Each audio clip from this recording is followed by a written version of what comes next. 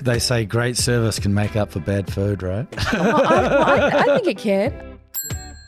You're never going to tell an artist to replicate another artist, and the way you manage a room is like a conductor. It is a work of art, but it's completely your different. style. Yeah, but you're making different music to Davey, and you're making different music to Ray.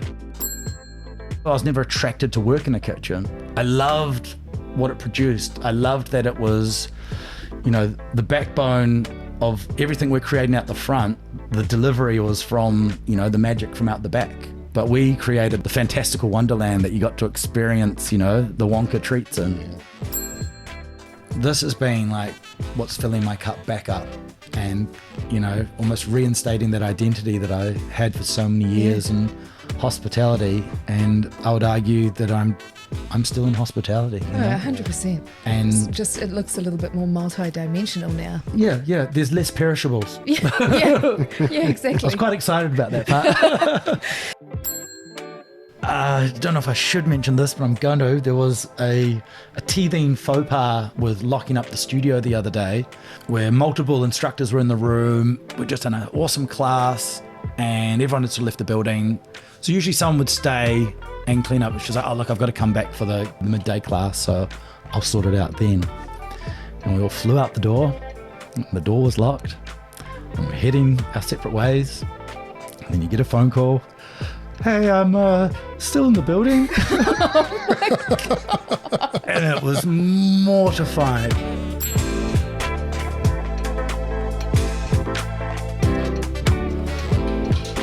The Kitchen Day podcast is proudly supported by Boring Oat Milk, taking care of the boring detail so you can focus on the important stuff, like your morning coffee.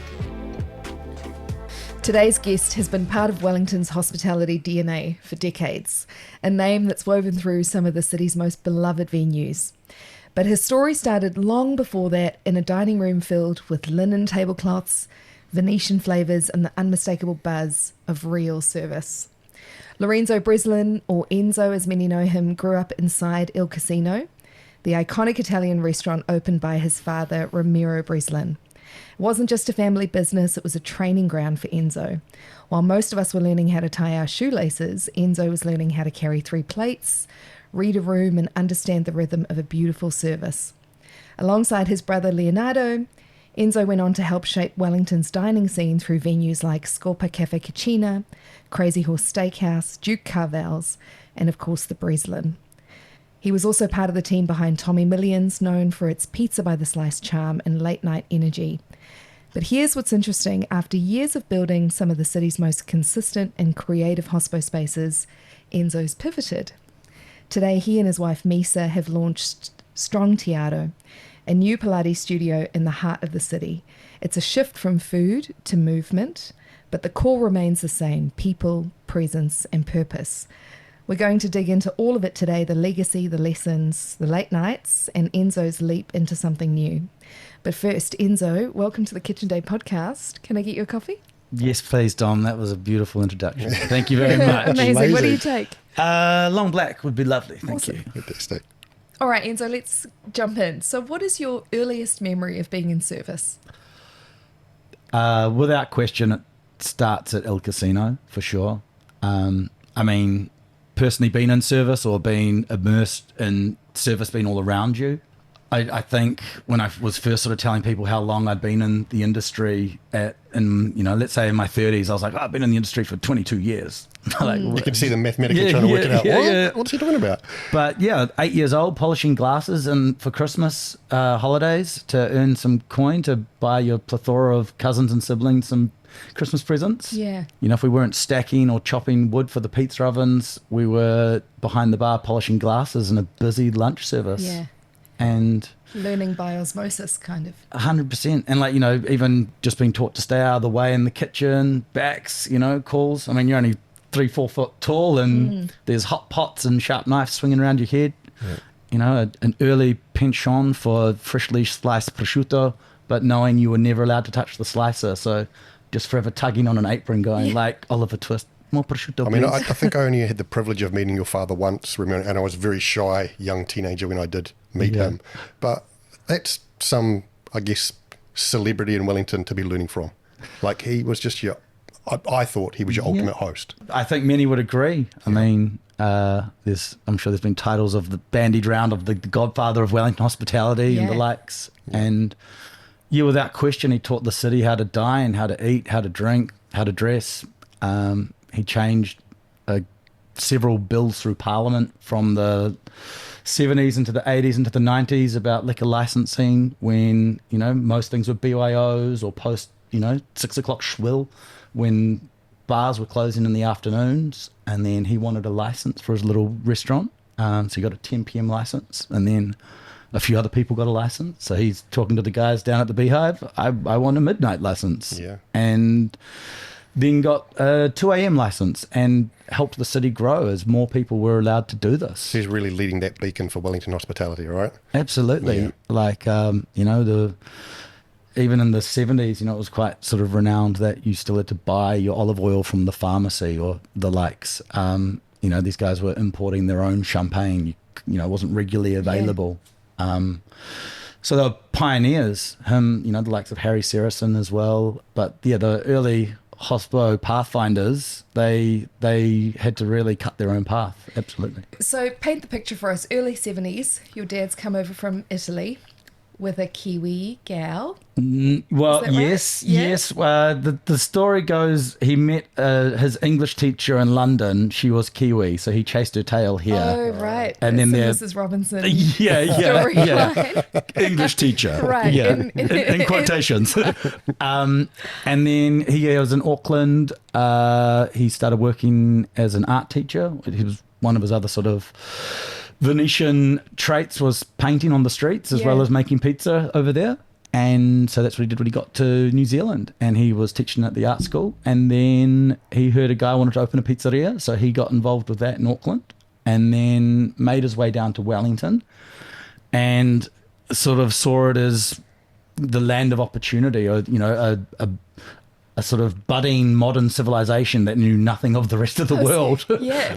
And a bit of a barren hospitality landscape at that time compared to maybe what he had grown up around in Italy. Yeah, absolutely. Like, you'd even coming from Italy, and then, traveling around Europe as a, adventurer in the 60s and 70s. He landed in Wellington with a big fur coat, long hair, massive sideburns. Stood out like a sore Playboy. Yeah. And then it was a similar story where he heard some guys were trying to open a pizzeria, and he wanted to as well. So he sort of kicked in their door, and then they all got together and started La Casa Pizza, which was on Farry Street, which I believe is now like Lower Vivian Street. And so that was the first pizza shop in town. And then from there, relationships grew, and he aspired to open the greatest Italian restaurant the world had ever seen. Arguably, he definitely did that here. And that's kind of when you cue my mother coming into the scene. Right. Who quite often in these conversations gets forgotten about for her attributes in Wellington hospitality as well. Well, So, I mean, you're welcome to speak to them as the matriarch of the Bresolin Empire. What is now known as the Welsh Dragon Bar, once upon a time was a public toilet. No way. That charmed old dome concrete structure. So, it was a 100-year-old building. And my mother turned that from a public toilet into the Taj Cafe and Art Gallery. So that was why I really wanted to bring this book, Great Eating Houses of Wellington, because it references it. No way. Yeah, the book was written by Michael Fowler and Jeff Kennedy, and another contributor whose name escapes me. But I've even got the original line drawings on my wall at home of the Taj as it was. Incredible. And so Pups and my mum were sort of young hospo movers and shakers in Wellington, and he'd sort of catch her eye at the markets and case out what she, would buy on the weekends. And that was all down on Blair Street back in those days, the flower and the fruit and veg markets. And started to sort of like, pick the stuff up and drop it off on her doorstep before. Right. And they eventually obviously fell in love, and she actually sold the Taj to align with Papa, and they started Il Casino BYO, which was a tiny little corner on Tory Street, which eventually grew over several years into the little slice of Venice that took over that whole corner. Wow. Yeah. So you come from a big family. A big family grew from that partnership. Yeah. Tell us a little bit about that. My parents were together for a brief time. My brother Leonardo was born early 80s and myself 18 months later. And then through the stresses of trying to run business, they decided to part ways. And so we had two homes from a very young age. And then both quickly went into, my father went into another relationship, which I got with Rosaria Hall. And then I had a stepbrother and sister from her previous marriage. And then my mother met an amazing man named Colin Byer, who brought, at the time, 4 boys to the table. Oh, wow. And then we were 2 more boys in that house. And then another boy arrived. That's a lot of testosterone. Yeah, it's a collective. On that side, it's 7 brothers. And now, fast forward a few years later, 7 brothers with 9 grandsons, 2 solid generations of boys. All boys. Boys and boys and boys. Yep. Oh my God. And look, we've got a mixture of, there's a part Maori, part Brazilians, us half Italians. We're all part Danish, ironically. So one full-blooded Kiwi Viking at the end of the line, my younger brother, Ollie. And you grow up eating the same food, under the same roof, fighting the same wars, and your mannerisms grow together, and it's quite amazing. We're mostly sort of over 6 foot, and we kind of look like this tribe of brothers, but a very mixed bloodline. Yet, incredible strong values. So do you think growing up in such a large family has kind of helped you in your hospitality journey, because you're having to, I don't know, adapt to so many different... Yeah, I guess. Without a doubt. I mean, it's the only version of home that one knows, right? Yeah. But both houses, there was a lot of presence around being at the table, and we literally grew up in kitchens and grew up in restaurants, and having family dinners or lunches was like a highlight of the day and a very natural thing to do, to get together. That was where you all met, was at the table. Like that coming together, right? That family time. And I guess you've always been managing what was on your plate, or what you're allowed to put on your plate, or in your glass. And there was great sort of curiosity as to what people were eating and drinking from day one. So it took a little while. As a kid, you sort of have your own interests, but I clearly remember coming back from I had my 15th, 16th birthday in Venice. We'd gone to drop my brother off, Leonardo. He was off to Swiss Hotel Management School, and we're staying with my father's older brother, Zio Claudio, and his wife, Zia Rosa, auntie and uncle. And she'd cook lunch for us every day in the taverna underneath the house. And you'd just be like lifting up pots, sticking your finger in, going, what's that? What's this? And I came home just like so inspired. And that was when it really clicked for me. I mean, I had an amazing mother, a great stepmother, incredible auntie. My uncle was the chef at El Casino. Lunch, dinner, any day of the week was a treat at any house. But when I came back from that time in Italy, I wanted to cook. And so then I was far more curious when we went to my auntie's house, or when my stepmother was making her signature dish, the chicken cacciatore that I loved so much. And I'd be like, how are you doing this? How did you do that? And I wanted to know. Yeah.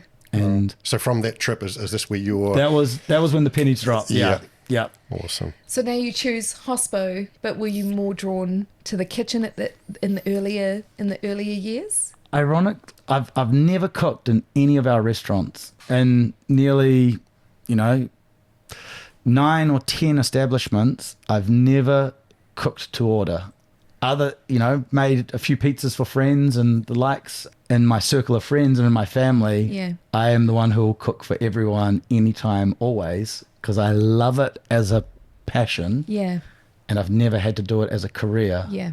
Career-wise, I enjoy this. I like the interface. I like the organization, the celebration, the ability to anticipate someone's needs, and that was what I really got a kick out of. Yeah. Cooking was like a love language, and I suppose in a way, not to say that you're not a good cook. I'm sure you're an excellent cook, but your professional skill lies in the front of house and in service. I mean, anybody who's anybody in Wellington knows who you are and what you've done, and your career has been always in the front, always on the floor, leading a team, being the first face that people see when they walk into your venues, setting the mood.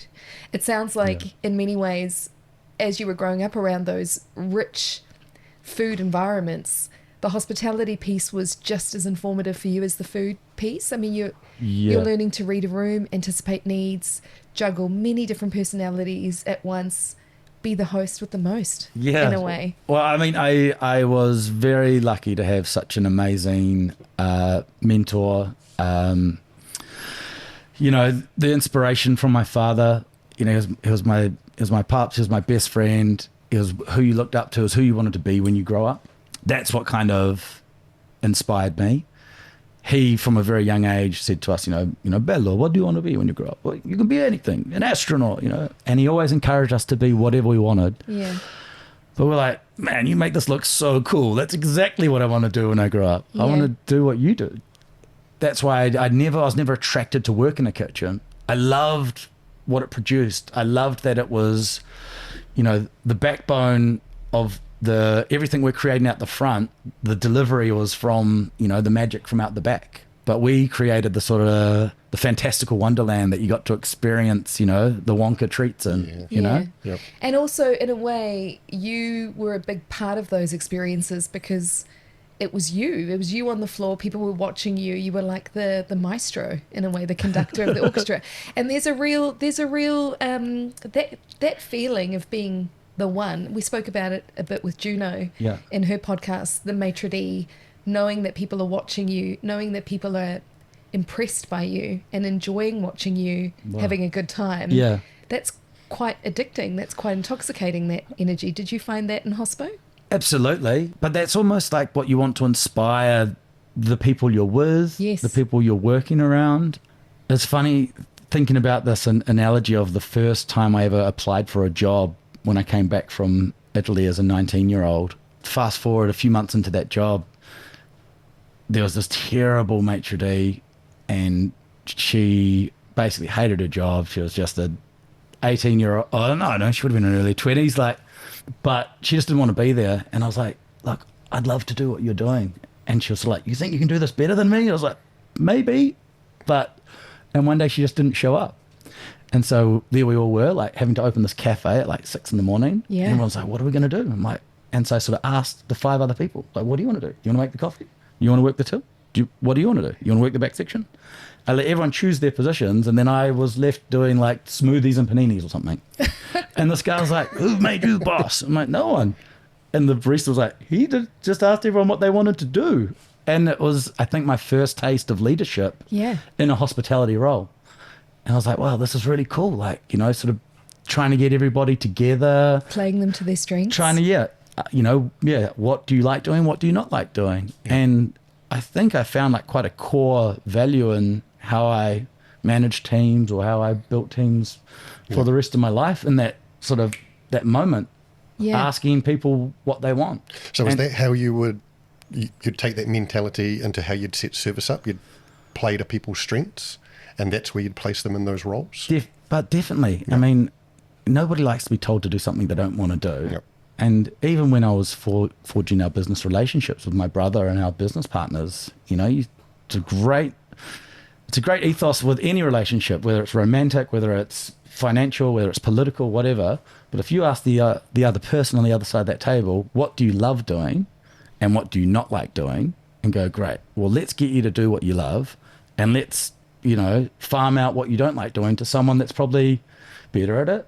And that's usually the point. The reason we don't like doing something is we're probably not very good at it. Yep. So if you can surround yourself with people that are, diverse, enjoy different things, have different skill sets, you're all going to have a great time working together, and you're all going to shine in your areas. Yeah, we've all been that customer when you've walked into a place and you get that vibe, that one person who's hating doing what they're doing, right? You're just like, you should just not be there doing that. There is nothing worse. Yeah. If you can tell immediately, if you walk in somewhere and somebody, because you can read it all over their face, there's anywhere they'd rather be than right here, and you think, maybe just go and do something you really want to do. I mean, there's no escaping it. We've all had to do something we didn't enjoy doing. Yeah. Particularly in hospitality, let's say at the dark end of a night, there's a lot of things that can go wrong in a space, whether it's diffusing something or cleaning up something that didn't get diffused in time. But that's all character building stuff as well. But I think the lesson that I learnt very early was, play to people's strengths, ask them what they love, and if you can avoid doing things you don't like, everyone's going to have a great time doing what they're doing. Yeah. And when you were at these establishments working, obviously your name, unfortunately for you, carries a lot of weight, right? Just need to say your last name. It's like, wow. Did you feel a lot of pressure to be, I don't know, living up to the name, or being setting the bar, always being looked at, being judged, being compared? How did you feel that? And if you did, how do you deal with that?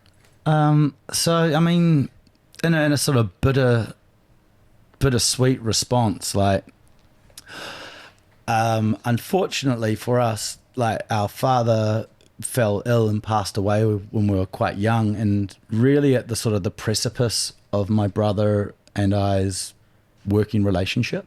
My brother worked under my father through high school and was very much groomed to take over the role of El Casino, and then it needed a huge refurb, and then we started building Scorpa as a little side project, which was going to sort of help retain some staff, have something for them to do while the big family restaurant was under construction.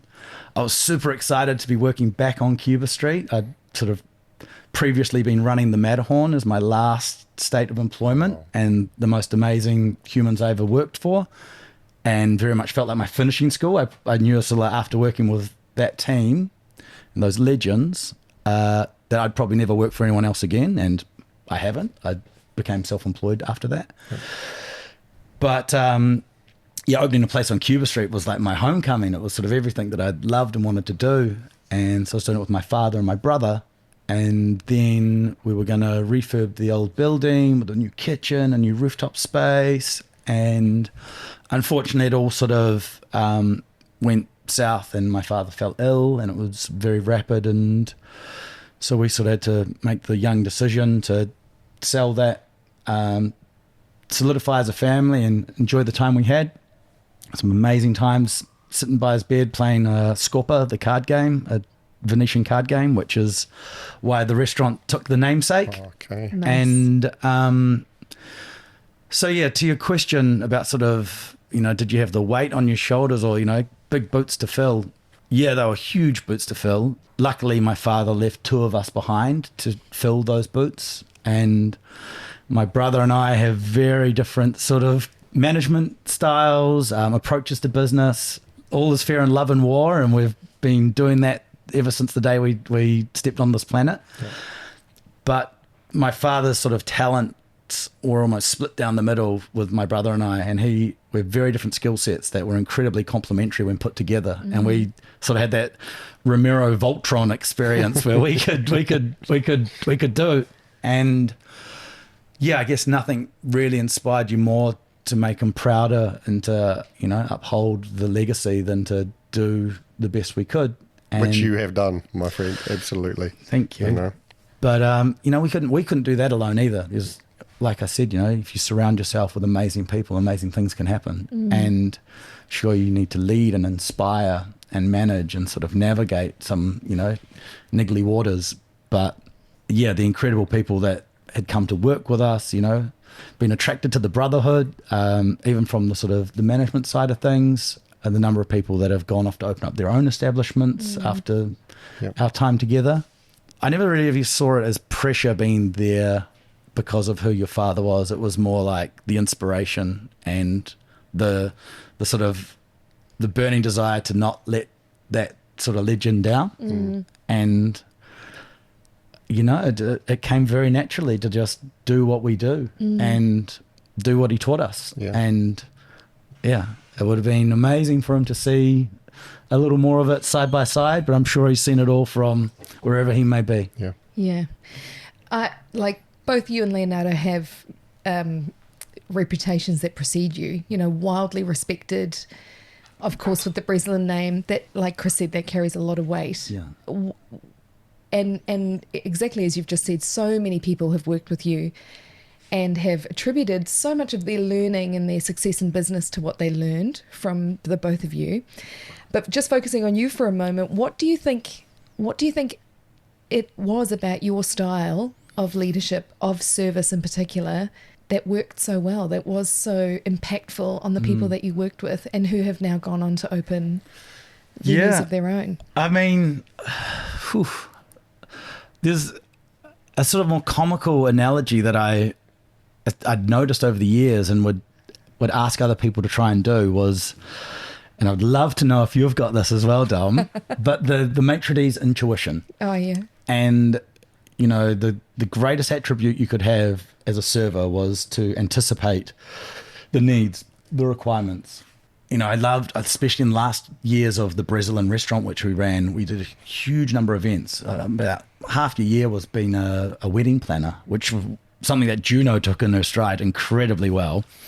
But when you're, you know, doing these special moments, whether it's a milestone birthday, some sort of family anniversary, a whole room of people all drinking different things, and, you know, you just want this moment to be so special for them. So you want to know what they're going to need before they even know what they need. And that's amazing at one of these large events. But when you just boil it down to a couple having dinner, or a small family having dinner, or whether it's a business encounter, half the time the people in the restaurant don't know what they want. And, you know, you're giving them a list of things to choose from, whether it's food or beverage.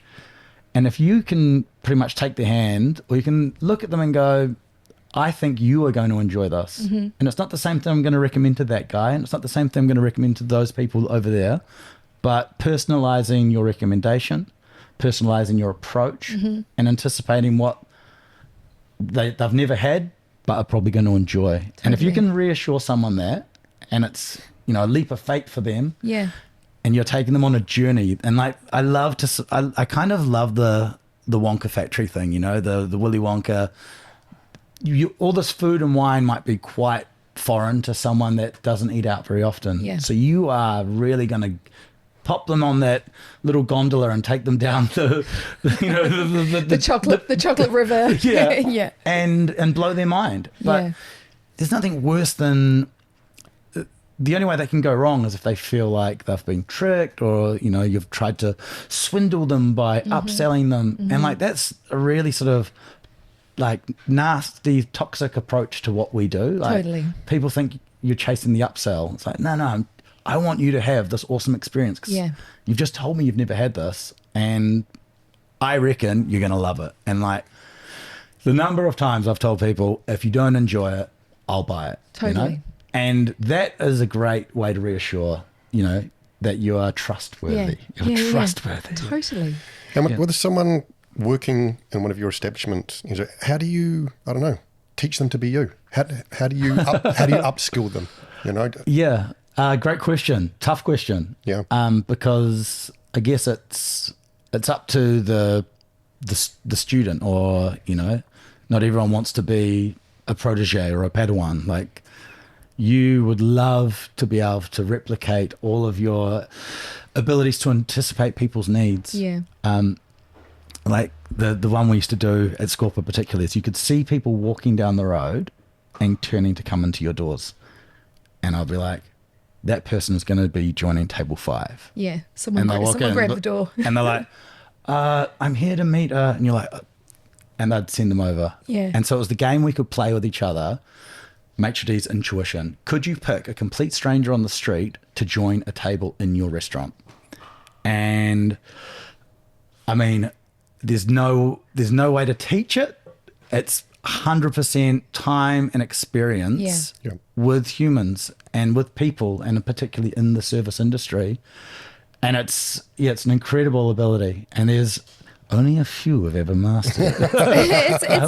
It's actually true how rare and inherent that trait is. You know how and you know them when you're recruiting for front of house personalities. We call them hosts. How you'll just know if you have one. You just meet this unicorn, and you're like, oh, you have it. You know, the way that you were describing growing up around your dinner table with all those people and that energy. I mean, I'm just visualizing this super Italian food and wine experience with the color and the volume and the language and the energy and the you know, that love around the table.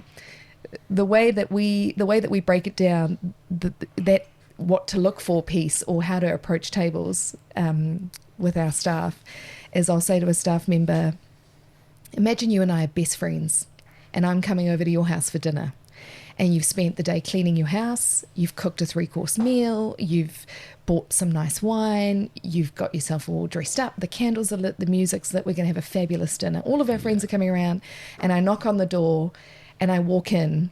What's the first thing you're going to offer me? Is it going to be a glass of water? Are you going to say, still all sparkling? Or are you going to say, Dom, I've got fabulous champagne. Like, did you want that? Or did you want a white? Or are you in a red mood? Or shall I make a cocktail? Yeah. And it's that hosting energy of like, I want to give you the best experience possible.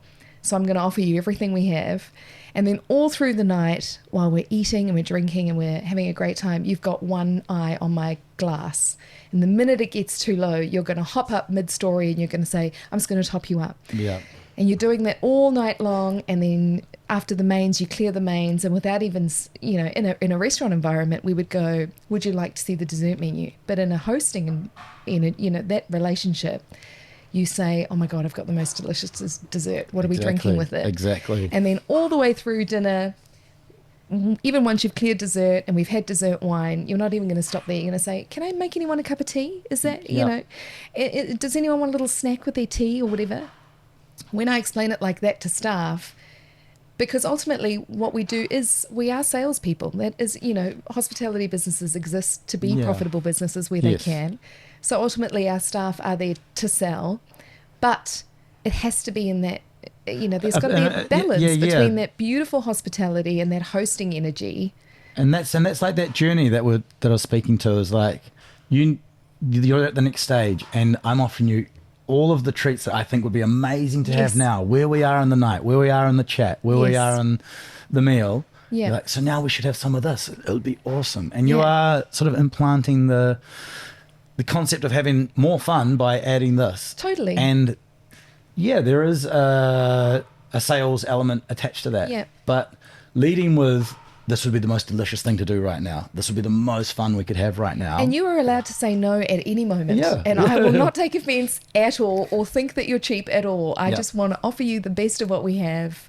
Yeah. Yeah, it's so, I find that so interesting that when you kind of phrase it like that to staff who are like, oh, I'm scared of upselling. It's like, no, it's not upselling. It's just hosting. You're hosting friends. I love hearing that. You know? I mean, we've always said that, you know, you should feel like this is your home. And, you know, that is the perfect analogy. You're welcoming someone into your house. Yeah. Particularly, I'm like, would you ever let someone get up and leave your house without walking them to the door and saying goodbye? Like, I mean, you would sit at the table and be like, okay, see you later. Yeah. You know, you'd grab their jacket or, you know, you're going to give them a big hug and say, hey, it was awesome to see you, you know. Yeah. You're right to get home. Like, right, that's just really normal things you would do if your friends came over, your in-laws came over, the neighbors came over, whoever's come to your house. And it's the same philosophy, but I like to think even more heightened if you're doing it as a host in an establishment, as an employee, as an employer.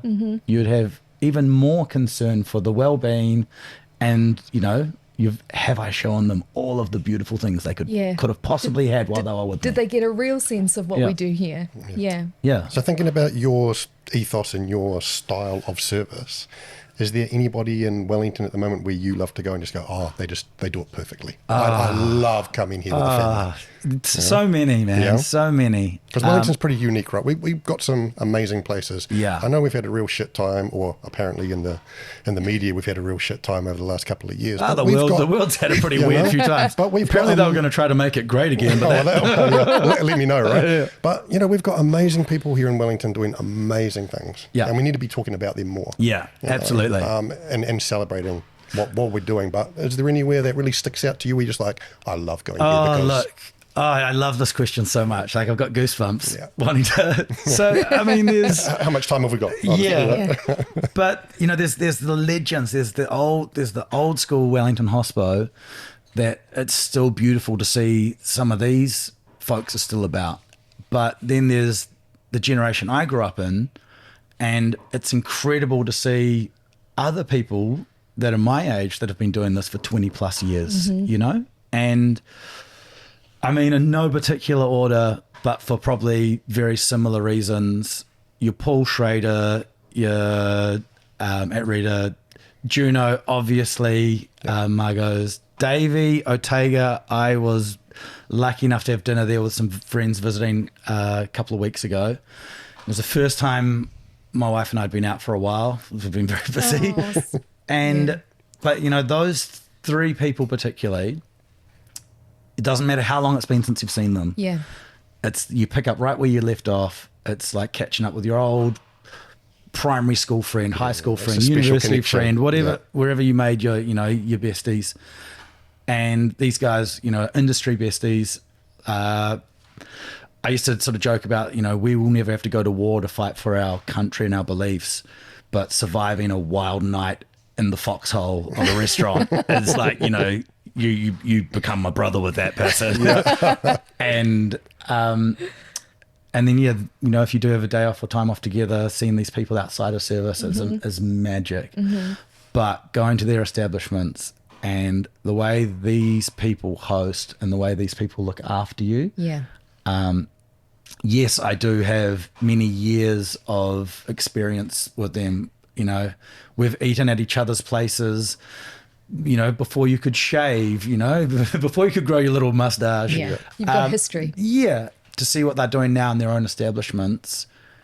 It's imagine if you all had an open door policy at your house. And like we say, you know, you love to teach hosts and employees and colleagues that this experience is like coming to your house.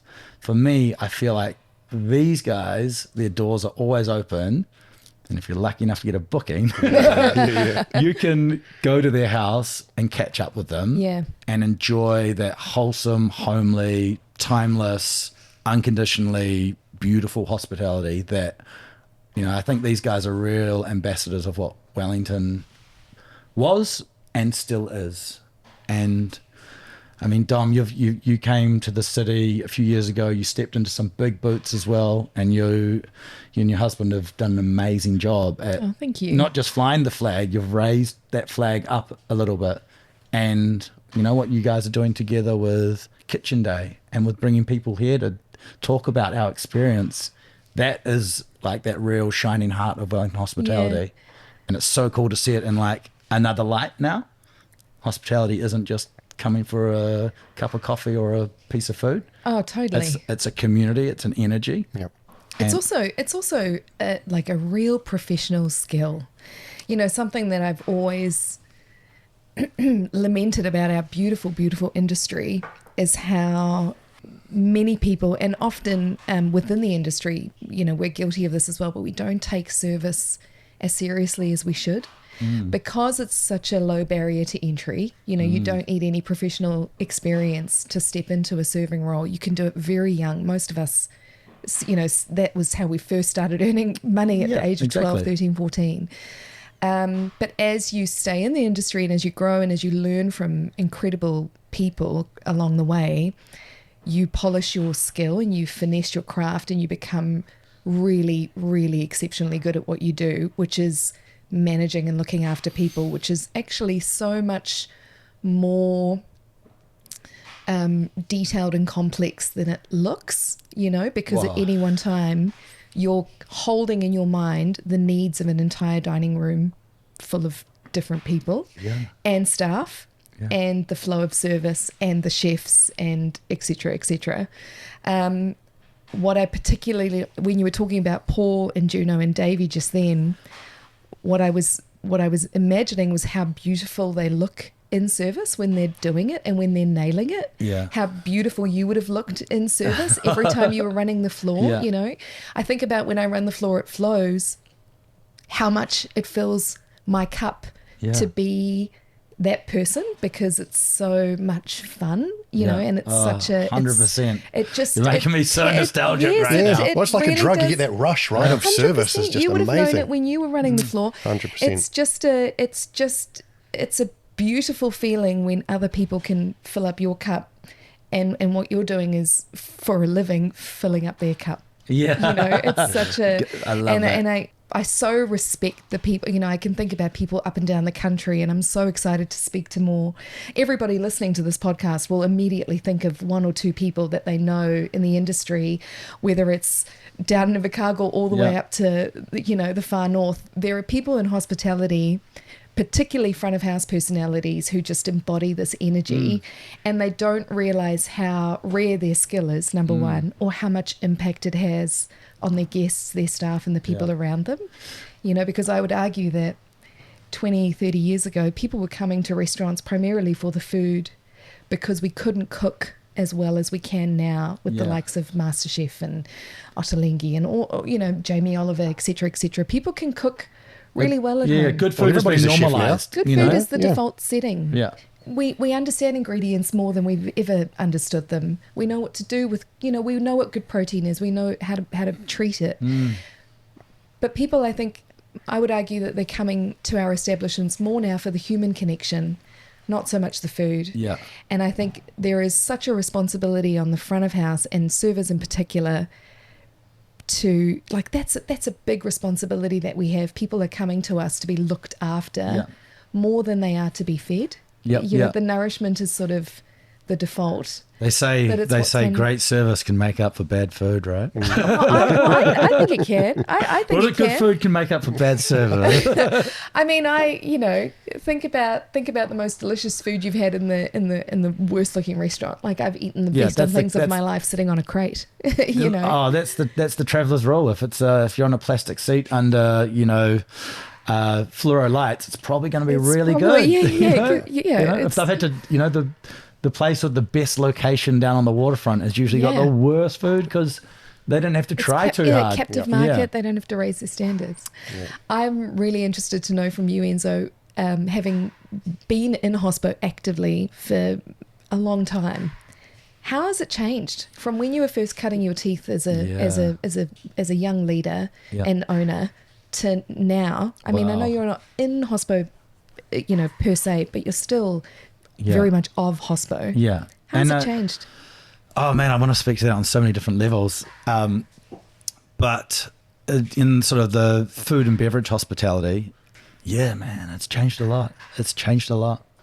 I remember, you know, I'd be skating down the street at 16 and a bouncer would tell me my father's inside, and I'd coat check my skateboard and go up to a club and have a glass of champagne with them, you know, like, and you know, then, you know, as a young teenager working in cafes, you know, sort of opened my first restaurant with my cousins when I was 17, dropped out of high school and finally left Lafare after 4 years of weekend coffee running. And we opened Zico on Courtney Place. And, you know, there were old maitre d's from El Casino, Giuseppe Milapunto, absolute legend. He was working at Hummingbird at the time. Ironically, 20 years later, his daughter Marina was our last maitre d' at Scorpa. And, you know, it was sort of like a family lineage of hospitality all-stars. And Giuseppe used to come down and give me maitre d' lessons. He was working for John Coleman at Hummingbird, but on a Monday night, he'd walk down the street to Zico to give me some tips on how to run a service. Like, wow. Just because we were family. Yeah. And of the Wellington hospitality family. Yeah. He was Sicilian, we were Venetian. And then afterwards you'd go out and there would be, you know, fast forward a few years later, we had a place called Bulo on Blair Street before Scorpa. And, you know, the Capitol had just opened. They'd all come down and, you know, Davey was still working at the Roxburgh, you know, or, you know, there was generations of restaurants, but you used to all get together, used to all go out. There were more of a community kind of feel. Big community. And then, you know, I was working at the Matterhorn and it would sort of like, you'd see dinner service would finish and the early staff first got to come out, and then you know, the other people that were cashing up and the closers and the scrubbing down the kitchen, then they'd arrive sort of after, you know, 1 o'clock. And then you'd all pile into whatever your favorite joint was. You know, Mighty Mighty was an absolute legendary establishment, and they'd pretty much shut the bar, clear the place out, and then it would be busier than it was with the civilians in. Yeah, just with hospo. All hospo staff. Yeah. And there were lock-ins and you were there all night, dancing on the bar. Your chef is, you know, DJing. You know, it's amazing. It was such a different time. Yeah. And in the evolution of things, there's all these great legends, your John Lawrences, your Mike Egans, that were sort of like my father's buddies and our hospo uncles that, you know, they would still be out, and we were the young guys coming through the ranks, and we were out. And then just slowly, I think then a lot of us stepped up. You know, it'd be quite funny. I remember when even Rog and Potty from Fidel's in Havana, I'd finished up at Matterhorn and Scorpio was starting, and they're like, oh, you come to play with the big boys now, eh? But, you know, and I used to look up to them as you know, neighborhood mentors. Yeah. And then eventually sort of come to the level when you're side by side, your peers. But over the last sort of 15 years, 10 years, there's been a lot of change. And, you know, the world is in a constant state of flux. But so what it's done to our industry has been very interesting. You know, we're not going to blame everything on pandemics and the likes, but that changed the entire face of the world. Whatever vocation you were in, the pandemic changed how you probably are working in that business now. The Kitchen Day podcast is proudly supported by Upstock. So much of our industry runs on good vibes, but there are corners of our industry that will only thrive with the help of smart tech, and that's Upstock. If you buy or sell wholesale, Upstock is a game changer for your business. It has all of your invoicing, ordering, payments, and logistics in one place. You are going to save hours in your day. To find out more, head to upstock.app. Even growing up as a kid, I was surrounded by Austrians, French, Italians, travellers working at Il Casino. As an employer over the last 20 years, I remember one night having a debate with a customer as to whether or not there was ever a 500 New Zealand dollar note, or was this just like a monopoly childhood, you know, mismemory. And I was like, right, I'll fact check it with the team. And I tried to go around my team. I was the only person that was born in New Zealand working that night. That's incredible. And, you know, the other 14 people are from around the world. Yeah. And that was sort of right up, you know, into 2016. You know, you'd have a huge team of international staff. Come the holiday seasons, you know, your buddies, your friends and your family all want to see each other. So your locals all want to go home. You know, if they're you know, Wellington is a university town. Like a lot of people broke into hospo because it was a side hustle. Some of them then left their degrees because they're like, this side hustle is way so cooler than whatever the hell I was pretending to study over there. And yeah, that's also been a charmed part of, you know, our career stories is imagine the number of degrees you could put on your wall of your colleagues and staff, but they've chosen this as their true passion, and they worked harder and happier than ever before if they were going to become a dentist or you know, who knows. Yeah. So in hospice, do we still have those career hospitality workers now, or has it become more transient now? I think it's hard to speak to that now with the new generation. Yeah. I honestly couldn't answer that right now, but to speak to the people that had grown up with us, you know, there's still amazing inspirational leaders out there that are looking for those gold, you know, in your plethora of CVs and your interviews, you'll see a glimmer in someone's eye and know that this person could be with you for many years to come. And to speak to my time with Juno, you know, we had a lot of, especially the people that have become her very dear friends that have gotten their degrees, they are working in their in the political world and whatever professional environment, but would still work part-time, you know, for her and help her in a heartbeat if she needed staff for an event. And that's that relationship that you make for life with those people. To see the new career hospitality people is exciting because to try and link this story that I'm telling, we had this amazing citywide collaboration of party animals and this community that looked out for each other. We ate and we drank together, and that changed a lot. And I think as a generational shift, I think people became a lot more health conscious. Well, that's one thing for sure. And, you know, it was in the last few years of the Bresolin in its full swing. You know, it was an amazing venue. We did a lot of huge Christmas parties. We could have a wedding upstairs and a 120-person function downstairs, or people taking over the whole building. and you'd survive these wild nights in the foxhole. You're like, oh my God, we almost went down. And you'd band together, you're like, hey guys, come sit by the fire. Let's open up a nice bottle of wine. Can I get you a beer? And half the time they'll be like, oh, I'm good, man. Like, thanks, but I'm going to go off to the gym. Yeah. And, you know, Lucas, my chef and business partner in the 2 restaurants today, he and I would sort of be lonely having a beer together. Like, well, that was intense, but kind of bizarre that no one else is sitting by the fire drinking a beer with us. Yeah. And so, yeah, the world changed. People changed with it. And I think there's much more wholesome generation coming through the ranks. Mm-hmm. So outside of what, you know, the camaraderie and nightlife used to be in my father's day, in my sort of earlier days, I think there's a lot more, even in what we're serving, people are a lot more health conscious with the menu options and how they're consuming. So it's almost something I'd really love to hear from you, Dom, is more what you're experiencing with the younger generation coming through in your teens. Well, yeah, my experience definitely mirrors your observations, that's for sure. I think to speak to what I've sort of noticed in the last 5 years, I mean, I've only been in Wellington. In January next year, it'll be 6 years. We arrived just a few weeks before the pandemic hit. So I've only ever known... Amazing timing. I've only ever known Wellington Hospo in the post-pandemic landscape. Wow. What I've noticed, especially coming from Melbourne, where, you know, when we left, it was pre-pandemic, so it was kind of what I like to term now the golden years. When things are good, when there's money, when there's success and there's prosperity around, everyone's really well connected. You talk, you commune, you support one another. You are very much, your community is very much alive and well.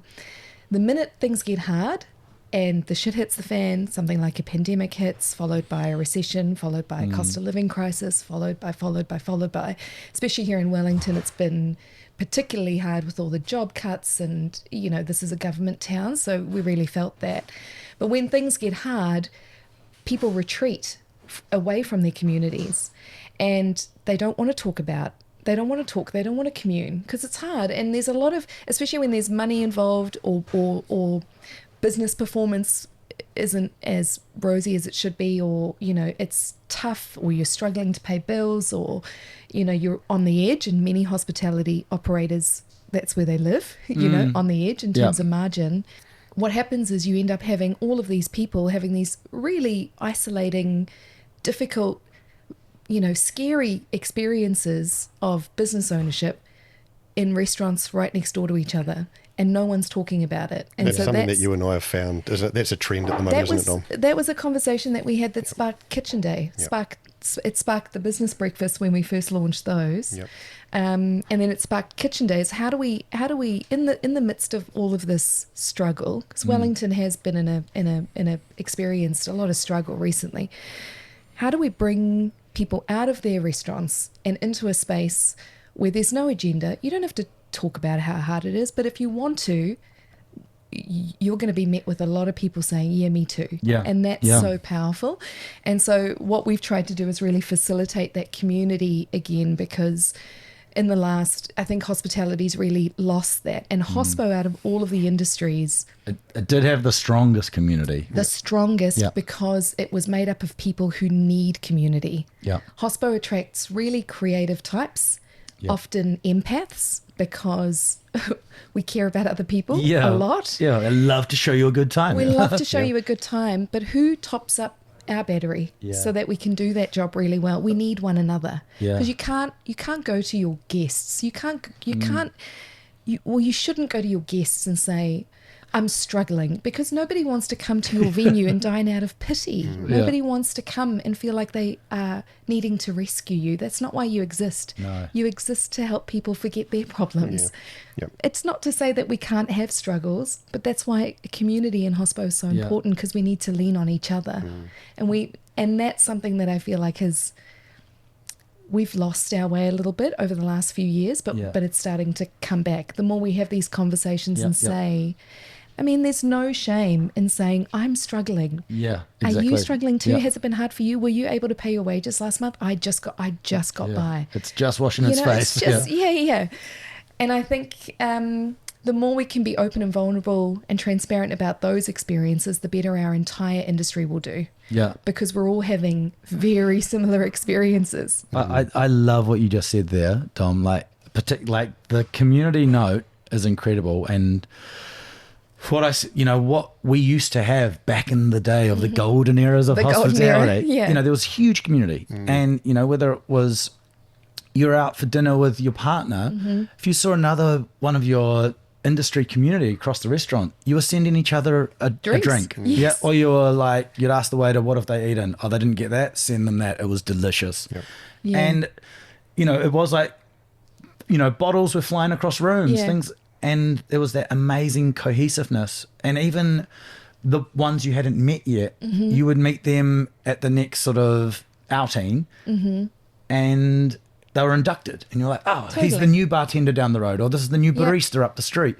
And that community was like intoxicating, and the world over, Wellington was renowned. I've always introduced it as the capital village. We're not a city. We're just like, it's a village. 100%. Yeah. And when you'd look to, close, like Auckland was so disjointed, it was hard for them to build those relationships. Sure, they'd have almost like little boroughs where they might know each other. Boroughs, for sure. Melbourne, once again, it's got this incredible, the grid, that central village, such a bustling hub. It was kind of like a larger version of Wellington, But to hear how this community is going to be reinstated and the work you guys are doing, like that fills my cup. To hear like, okay, so people aren't going out. There's not so many places to go late at night. People aren't really interested in going out late at night. People still want to share time together. They want to break bread together. I love that term. Yeah, me too. And what Kitchen Day is doing and reconnecting those communities, giving people a platform to meet on, a time to share, is so heartwarming, because that's what will rebuild Wellington's charm, Wellington's sort of natural. Oh my God, I so don't want to phoenix this shit, but it's it's still there, and I feel we are at the precipice of beautiful times in Welling. It's just going to look a little bit different, and if you don't, my business partner James often says, and I love it, he says, if you don't change, you die. Like if you don't adapt, if you don't evolve with things, you'll die. Madonna, she was a classic, reinvented herself. Look. It's same goes for business ownership, same goes for recruitment, same goes for the way that you manage your business financially. All of that has changed. And if you didn't change with it, well, ciao baby.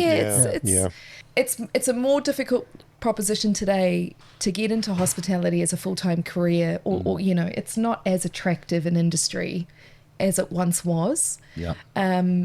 But we have to find there are many people around the country who still will do it in spite of themselves, because they're drawn to this piece of hospo, this magic element, and it really is magic. Like I left a career in law to be a waiter, and I remember my dad saying, "You've quit being a lawyer to be a waiter," and I was like, "Yes, I have," and it still remains the best decision I ever made. I mean, the number of times I've had this interface is so charmed. The meeting of Tom Curtin, aka Tommy Millions, yes, aka former lawyer, Tommy Tomato. But he was like, man, I'm studying law, I'm about to be inducted to the bar for this big firm, and he's like, I just want to make pizza, man. And we just sort of started, work together and helped him sort of build his dreams. And but as a mate like yourself, you've got all of this incredible studious acumen behind you, but this interface is far more stimulating and more rewarding than any career of arguably higher financial retribution return. Would ever be. And 100%. So you follow your heart, and hopefully all the boats will rise on the tide with you. That energy that you described right at the top of the podcast, the dinner table in Italy, family around, all of that beautiful energy. It's like bottling that and chasing it for life, and trying to make a career out of it. What would be your advice to somebody listening now who maybe has that innate pull? They just know hospo is for them, but it's a different landscape now to when you and I first got started. Even when you got started, Chris, many decades ago. Let's not go that far back. What would be your advice if you were sitting down with somebody today who had all the ambition, had the drive, maybe even had the investment, and knew what they wanted to do, but they just hadn't made that leap yet? What kinds of things would you be telling them? Yeah, interesting question. Look, I think to start on the sort of the dark side of things, a lot of people give it a go because they might romanticize with the fantasy. Yeah. Running a restaurant looks like great fun. Yeah. Or, It's easy, eh? The Hospo's lifestyle easy. looks attractive. Yeah. Or let's say you are a well-to-do couple and your children have flown the coop and you just wanted a little hobby project. So I always wanted to open that little cafe or wine bar. And then you put said person in that environment. They have no idea what they're doing. Sure, they are a huge consumer of the products at home, but you don't have the business side of it. And it was sort of like a flirtatious hobby idea. But if someone really loves it, and I mean, there is, it's like sort of the blind strength you would have to lift a car off a loved one, if you just really Yes. go, man, I just always wanted to do this. And you are supporting it with, obviously financial support is incredible. But I mean, I've just lived through a very unique version of this with my wife.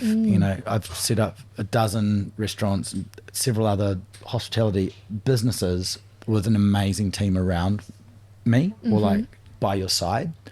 And you can't do everything yourself. Yeah, that team's important, right? Yeah. You need that support. And that's the worst thing is you can end up trying to do everything yourself. Yeah. And then that will carnivorously eat away the romance and the joy of why you set out to do this thing. So it's, you really need to get good people by your side to help recognize these dreams.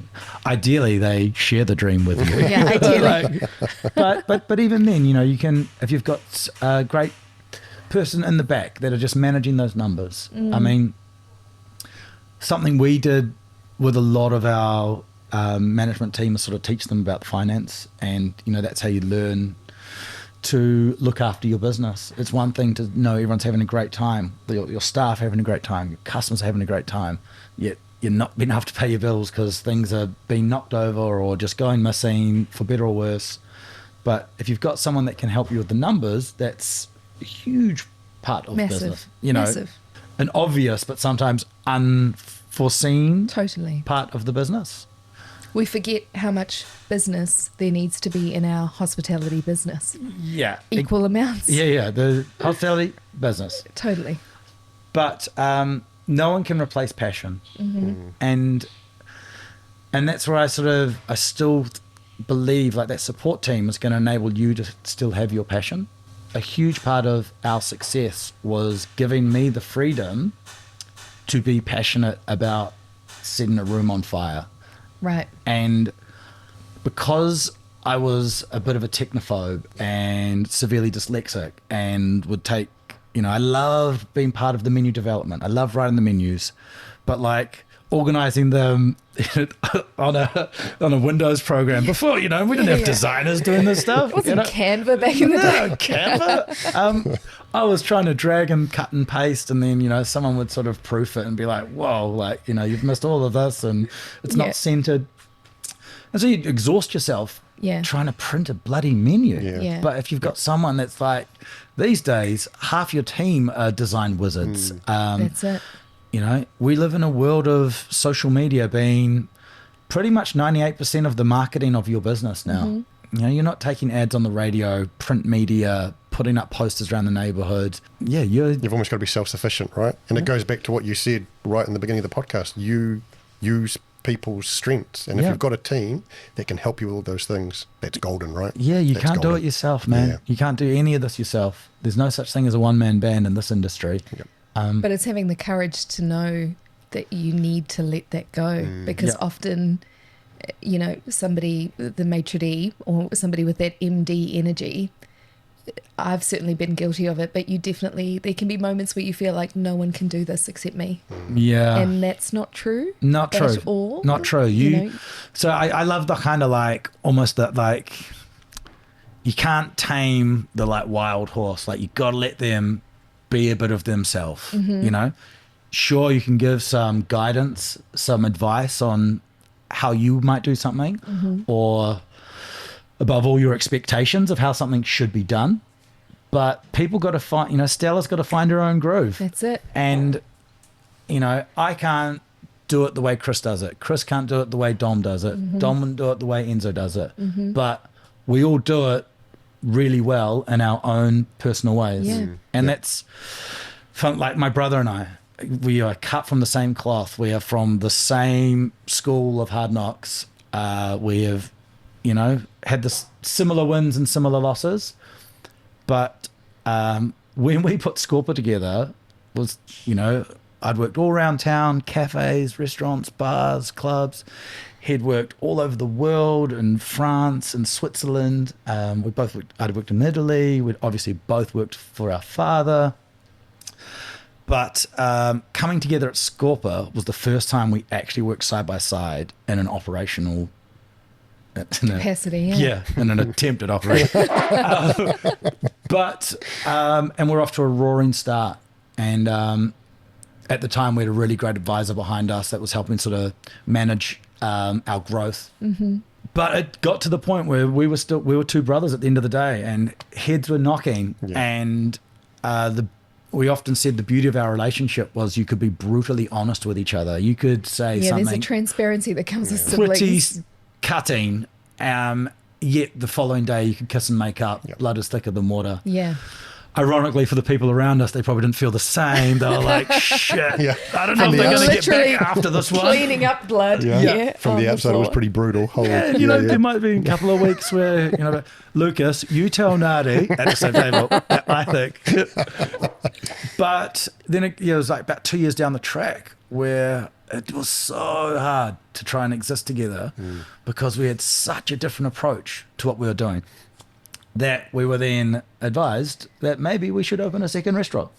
Yeah. We could do the same job side by side in different buildings. Opposite side of the road. And so, it was Duke Carvel's. That was the birth of Duke Carvel's. That was the birth of Duke Carvel's, which is where Noble Rot is exactly, now. Which is where my wife and I got married. Oh, my God. Yeah, amazingly. They basically recreated a bit of Duke's for us.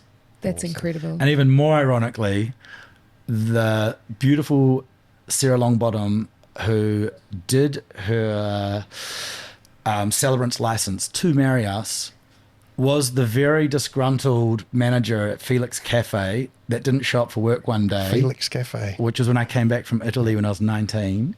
And we had a very, tumultuous relationship. And she left her job and I sort of took it. But then 25 years later, we were still dear friends and she married my wife and I at Incredible. Noble Rot, which is Duke's. It's the half degree of There we separation. go. Yeah, that's Wellington's practically story. family. Absolutely. Amazing. But yeah, so Duke's was born out of us wanting, loving what we did, loving what we do, wanting to do it, but just we did it so differently. Yeah. No four walls could contain us together because I might do it like this one night and the next day it doesn't look the same. Yep. And that really set us off on a huge growth because we realized we could do things. Stand on your own 2 feet. And then that was where we met Tommy and he started working at Scorpa. And then in that time we started Crazy Horse and then Tommy Millions and then the Gentleman's Beans. We did a little foray into the coffee roasting world. Yes, you did. Yeah, you have now given people the freedom to grow, the space to grow. Yes. That whole, let the wild stallion find how they want to trot about, and then you can harness their energy and you can give them a space to exist. And then that's when you can start offering advice or start, creating, suggesting some direction, but not changing the way they want to do it. They got to find their own groove. And that's what will make the talent. You're never going to tell an artist to replicate another artist. And the way you manage a room is like a conductor. It is a work of art. but it's completely your different. style. Yeah, but you're making different music to Davey, and you're making different music to Ray. Yep. Yeah, to Ray, yeah. Such a recipe for success, that journey, because one of the things that Juno and Tom spoke about at their kitchen day, and Tommy spoke about, and when in preparation for today, talking to people about you and their working history with you, one of the themes that continually came up was the learning and the teaching and the education, particularly about business, from you and Nadi, for all of your staff coming through those venues, all of those different venues.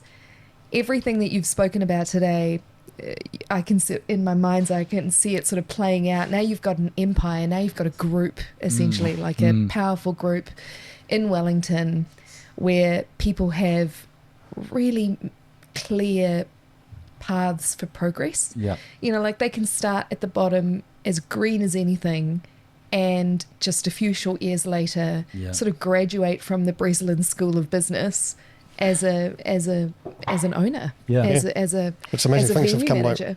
like full circle. You know, you're talking about when you first started, you're naming names of the people that you looked up to. Yeah. Dom and I are talking to people now saying, oh man, you know, I had the privilege of working with Enzo, and this is what I took from him, and now this is how I apply it. It's true, and it's come full circle. It is a real honour to be sitting here and talking about it and to hear it, and because you don't notice these things as they happen. You don't pay that much attention, I guess, in the moment, but the wider impact and the legacy that you and Nadi both have now in Wellington and beyond, because these talented people who had the bug, and then you guys have nurtured that through their careers, and now they've gone on to open places here and around the world. That teaching piece and that learning piece, if there are any owners listening to this podcast, that has to be so crucial. If you have talented staff, they need more than just a roster every week where they just rinse and repeat. They need progress. They need like progression. The growth is so important. Yeah, 100%. Skill development and absolutely. And the more you can open up, it's like bringing the community together to share your woes. Yes. Celebrate your successes together. But you can internalize that in any small business or company. Totally. That you have to show them the bottom of your pool. You have to show them how dark it can be. Yes. For them to be able to enjoy how much champagne could rain from the sky if you succeed, 100%. And like growing people in those roles, it's really amazing who becomes your family and that. And I mean, the boys that run Scorpa in 1154, so if after this whole arc of hospitality group that grew has ebbed and flowed in the last Scorpa will be 20 years old now. Wow. Next in the new year, 20 years, which is like 140 amazing. In hospo years. Yeah. Dog years extrapolated. Yeah. But Kieran and Lucas, Kieran came to New Zealand as a traveling geezer, just here for a laugh, and got a part-time job working at Scorpa, and then met a girl, and then grew with he had a really amazing working relationship with my brother. And it's quite funny that like if Kieran and I worked together that closely, it probably wouldn't have been the same, but he really identified with my brother's leadership and my brother's style. You could argue he was a glutton for punishment. But that really fostered something between them. And he is now restaurant manager of the 2 restaurants, shareholder of the 2 restaurants. Incredible. And we could never have done that without him. And like I said, I probably wouldn't have achieved that with him. I was at Duke's or I was at the Bresolin. But Kieran and Nadi really sort of had that bromance that worked. Yeah. Lucas Tock, our chef and also business partner of the 2 restaurants, so those 2 guys run the day-to-day operations there, has worked at I was going to say every venue? Every venue we've ever opened. Yeah. And we met at Matterhorn, and he was working for Maria Pierre back then. And then we had a beautiful disaster of a meeting, which meant he had to come back the following night to apologise, basically. Gotcha. And I'll save his face for the other part of the Gotcha, story. Lucas. I feel like we need to have a part 2 Lucas, to this. yeah, we and can some do a follow-up deep dive in stories, your right? episode. Yeah, but Absolutely. behind the episode. Behind the scenes, yeah. But I was so like proud of his return to apologise. He's like, "What do you drink?" I'm like, "Fine rum." He's like, "Give me your finest too." And he sat around that night, and then we hung out. And then I think a few weeks later, we got a flat together. Classic and- Wellington. And Maria Pierre was like, "You don't work for the brothers. You don't give my secrets away." She had like the secret golden beetroot supplier, and he was like, Who was it? well, this thing, he was loyal. He wouldn't share it with us. He wouldn't tell us. So I'm your friend. I work for these guys. And we're like, this guy's loyal. Like he proved it Yeah. twice in the Incredible. first week that I met him. And then eventually he left Maria Pierre's and he came and worked at Bulow. So he twisted his arm eventually. Yeah, you know. Twisted his rubber arm by the Yeah. sounds. And then, after Bulow, he came and opened Scorpa with us. Worked Scorpa for a while, got us on our feet. And he was like, "Look, I'm a young chef. I need to go learn." So he went and worked with down at the Matterhorn. You guys did the... Dave.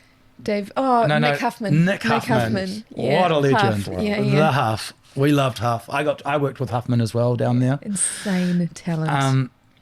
And then Lucas needed to go grow, and so he went off to Sydney for a bit, and he was working around Sydney. And then we had Crazy Horse was on the rise, and we were in chats. He's like, "Yeah, I've done Sydney. I'll come back." And Yeah. that was the first sort of taste of come and open something and come Yeah. get him in bed with us. And then he opened the Bresolin with us, and then post-pandemic, that was the collateral damage of things. Yeah.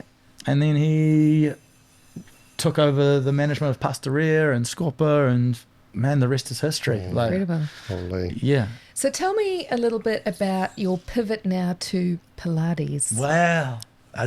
It's amazing. Okay, so yes, the world has changed. We've looked at that, and when my wife and I had our beautiful little boy Luca 3 years ago, we were in the hospital at the same time as Funny Dom. story. There's that Wellington connection again. Yeah. eh? I Here also we had go. a baby called Luca. Yeah, it's a beautiful thing. Yeah. My life changed. I wasn't so required in the service so much. I was really excited as a stay-at-home dad. I'm a beautifully domesticated man. I run the food and the kitchen at home, so I make sure everybody's breakfast, lunch, and dinners are made. Yeah.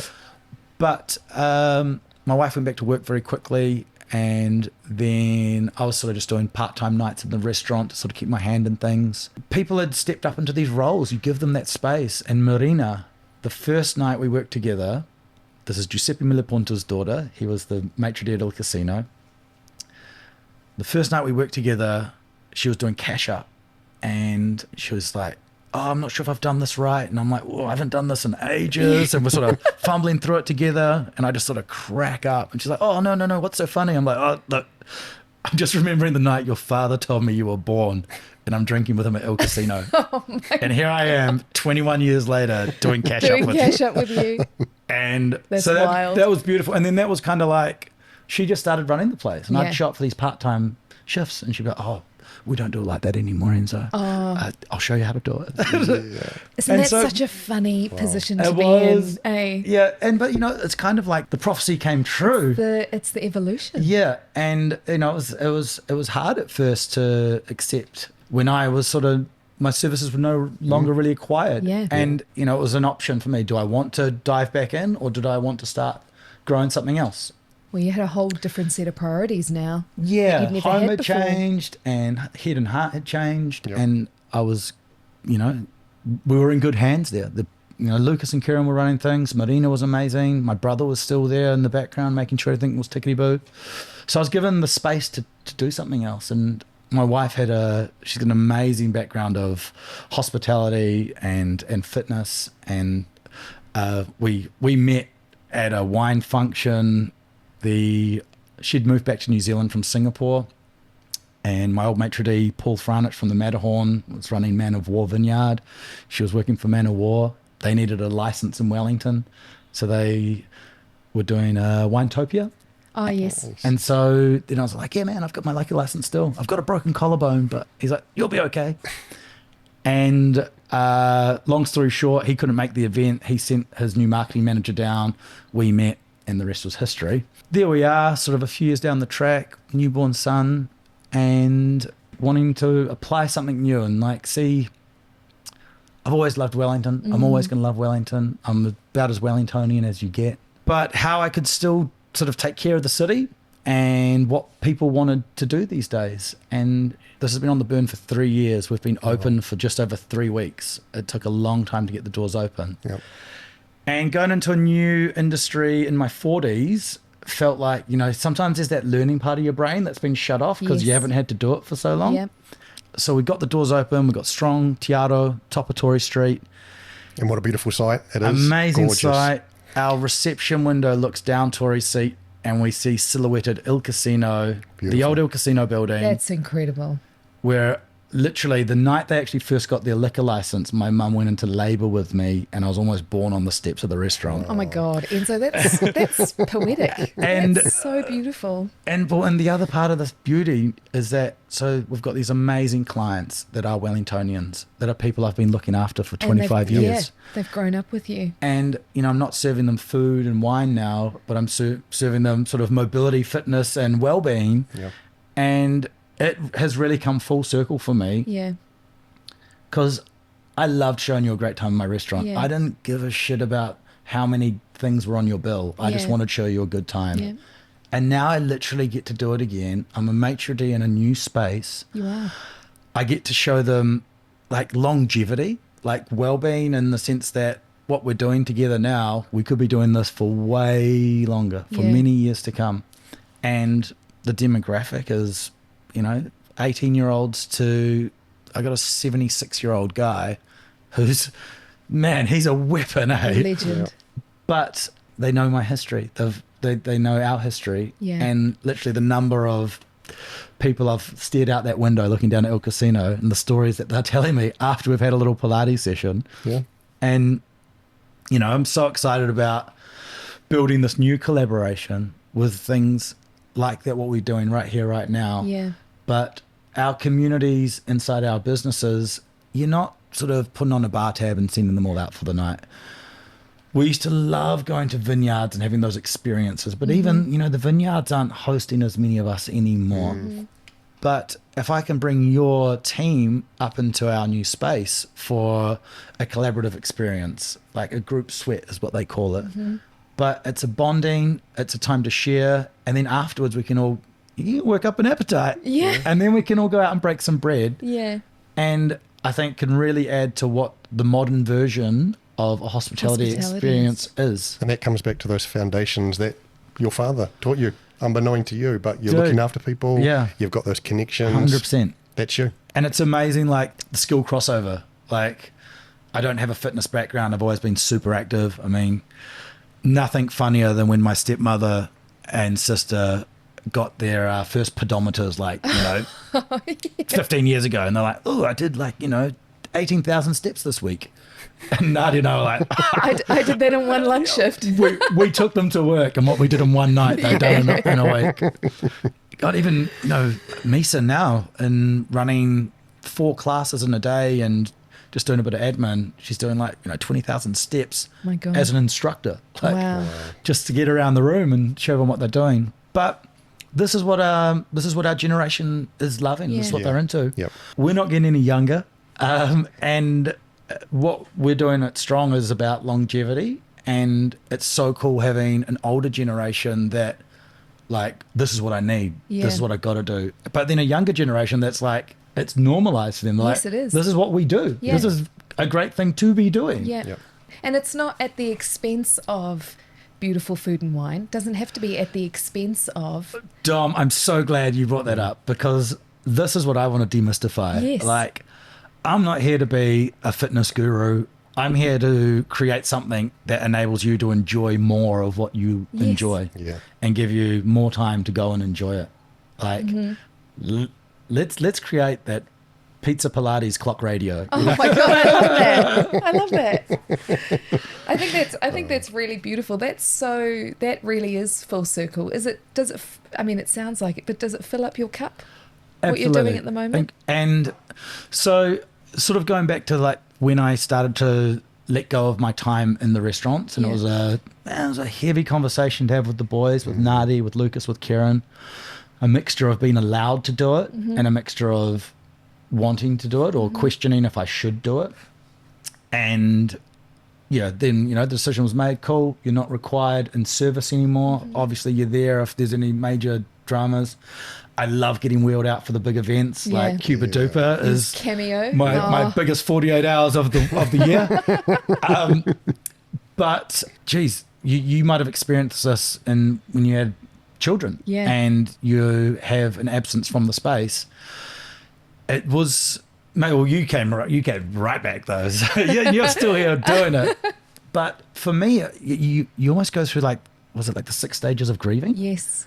And there's the acceptance, there's the denial. But the real gravity was when you felt like you'd lost a sense of your identity. Oh my God, I was going to say identity crisis. I mean, I was Enzo the hospital guy. Yeah, that's right. I'm a Bresolin. Yeah, and if I'm not in service, who am I? Exactly. Yeah. And then I love being Papa Enzo. Like being a home father is my dream come true. Incredible. Now that I have a beautiful wife that's leaving the house super early, a toddler to get ready, and then me to get to the studio as well and offer my support, I get to make breakfast, lunch and dinner like before 7 a.m. so that I know it's all prepped and I can collect people and come home, and I'm delivering lunches to you and I'm delivering snacks to you. Well, you're now hosting the people that you really love. Teddy Bear's Picnic. I got Teddy Bear's Picnic this afternoon at daycare. And being able to share that with my new community up there, who are beautiful, they are amazing, they're so into what we're doing, so supportive of us trying something new. I don't know if I should mention this, but I'm going to. There was a teething faux pas with locking up the studio the other day, where multiple instructors were in the room. We're just in an awesome class and everyone had sort of left the building. So usually someone would stay and clean up. She's like, oh look, I've got to come back for the midday class, so I'll sort it out then. And we all flew out the door. The door was locked and we're heading our separate ways. And then you get a phone call. Hey, I'm still in the building. And it was mortified, absolutely mortified. And so Misa went back to defuse. I knew who it was because she'd asked for a towel from me at the start. That's a different kind of lock-in, than you're used to. Yeah, our first lock-in. Snap. Not quite what we'd had planned, but super beautiful client and super understanding about the situation. And I was like, look, how can I make this up to you? And she's like, I want one of those breakfast burritos you've been bringing your wife. Yes. I was like, for sure. I got you. And that's what we always say in Hospo. It's never about the mistake. It's always about the save. Yeah. Sounds like you saved it. It was amazing. And then I was like, cool, are you on when you next in? She's like, I'm away for the weekend, but I'll be doing the 9:30 class on Monday. I'm like, I'll be in the 9:30 class on Monday and I'll bring for you. And she goes, vegetarian? I'm like, no worries. Epic. And it was hilarious. She rolled in, big hugs and kisses. And it was almost like a ceremony afterwards. People were like trying to hide in the bathrooms, hoping they get locked in. Now, I want a burrito. I get one of those. Yeah. It echoes so much of what I love about running a service, what I loved about being part of a community. Yeah. And I just get to do it in a slightly sort of shifted light. Yeah. But still very much the same values, the same ethos, and particularly right down to managing the team. And I mean, this probably leans back into our conversation a lot harder, but I'd been out of employing a team, managing a team for a couple of years.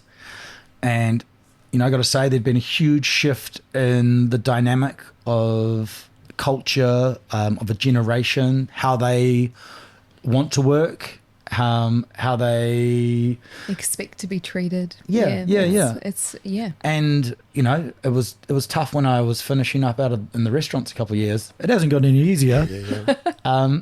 But a couple of weeks in, it's amazing how what we shared and the transparency of how we're operating to win their trust and their hearts, and to explain like very openly, this is why we're doing this, what do you think about this? Yeah. And That team buy-in. There we go. yeah, I mean, it's impossible to get these people all at one table, but when you do, and you can share like with great sincerity, Mm-hmm. and then that's when you do get to see that glimmer in the eye again, That's it. and the magic can happen. And so Yeah. this has been like what's filling my cup back up, and almost reinstating that identity that I had for so many years in hospitality. And I would argue that I'm still in hospitality. Oh, 100%. And It's just, it looks a little bit more multi-dimensional now. yeah, there's less perishables. Yeah, exactly. I was quite excited about that part. It's incredible. It's incredible that you've been able to like really create this next phase for yourself, and that Misa's been able to do that, especially post Luca, because kids, I mean, this is a whole other podcast, this is a whole other Oprah show, but as we all know, sitting around this table, and even Jono behind the camera, kids do change the game when you are Big time. really, really, deep in a career, especially a career like hospo, which, the hours and the requirements of hospo, the all-in nature of hospo, something about that doesn't gel at all with the requirements of family life, especially young family life. Yep. And that is a real tension that so many people in our industry, particularly those unicorns, if people are incredible at service or in the kitchen, and they choose hospo as a career and they progress through it, statistically speaking, there'll come a time in their lives where they do venture into parenthood, etc. And then how they navigate that next chapter is, I find that so interesting, because it's not easy in any way, shape or form, and where you land is often not where you Expected. or where you want to be. Yeah. And then you can feel a bit stuck. I certainly did, coming back from having the twins and coming back from maternity leave and not being able to be in service the way that I had been in service. Sure. And the internal struggle, that identity crisis that you go through. If I'm not in service in this industry in the way I was before, who am I in this industry? Yeah. And that can be a really tough thing to navigate. But it's incredible to me how you and Misa have both, you had the courage to sort of harness that. Yeah. And Thank you. and intentionally move in a direction that wasn't ever going to be easy for you guys, but now seems to have worked out. Yeah, and it's interesting because we've always been in the service industry, our people, right? Yeah. And this is no different. We're putting on classes at the most obscure times of day because it's outside of people's working hours. Yes. So it's very early morning, it's lunchtime, and it's evening. Yeah. So those are cliche moments to be around a table with your family, right? But it's directly in conflict with family mealtimes. Exactly. Yeah. And I mean, it's almost kind of like going from employee to employer, going from like solo provider to family community. Totally. And it's a shift that changes. But ironically, for me, on both senses, going from being an employee to an employer and going from being a sole entity to a family unit, your sort of requirements, your job, your skill, like all these things, they didn't change a lot, but your level of care just went whoop. Yeah. Yep. But your level of accountability went even higher. Like when I shifted from being an employee at the Matterhorn to being an owner operator at Bulo, I thought, I am giving the exact same service I used to give at the Matterhorn. Yeah. Like, I loved my job so much. I cared so much about showing you a good time that didn't change. Mm-hmm. But you then realize you're responsible for all the bills, for all of the breaks, for all of the tears. Yeah. And, and all of the successes of your team now. Mm-hmm. And so that, sort of turn that into a family environment as well.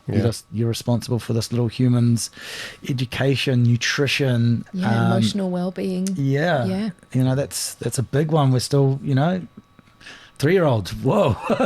What a time. Well, Enzo, I mean, this has been an amazing journey through your career and into your next phase of your life with your family. I just want to thank you so much for taking the time to sit down with Dom and I and share. Man. It's just been so enlightening. It's, it's passionate. It's amazing. It's everything that Hospo should be about, and you should be very, very proud of what you have achieved and what you're achieving right now. So thank you so much for sharing with us. Thank you guys. It's been an absolute honour to have this little korero and share this time and, reflect on the history. You definitely gave me a few sort of teary moments and goosebumps because, it's an amazing chat to have. And I mean, with the platforms you guys are creating, there can be more of these conversations, whether they're over a microphone or a hot slice, let's get the community together. And it's been an absolute pleasure. Thank you very much. My pleasure. So you're off to lunch. Where are you going? Got my beautiful wife's godparents are in town, and so I'm not sure if I'm taking them out for lunch or if they're taking me out for lunch. That'll be an awkward little dance at the till after. But we're just popping up to the corner to Ombra for a little lunch. Yeah, beautiful. Very nice. Have an amazing time. Thank you so much. Thank you guys. Much love. Thank you.